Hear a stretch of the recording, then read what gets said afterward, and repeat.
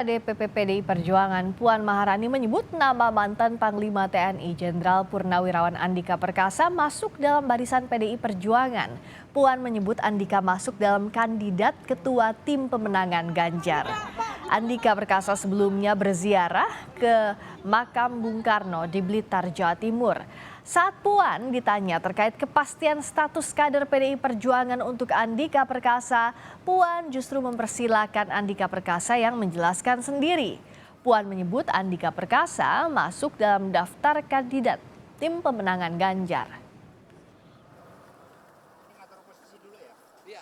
Jadi nanti tanyakan sendiri ya Pak sama Pak Andika. Pak Andika udah jadi kader PDI Perjuangan belum sih? Gitu ya. Hah? Nanti tanya ya, Pak udah punya KTA belum sih? Gitu ya. Oke? Ya. Saya yang ditugaskan untuk kemudian nantinya ikut membentuk tim masuk dalam list saya.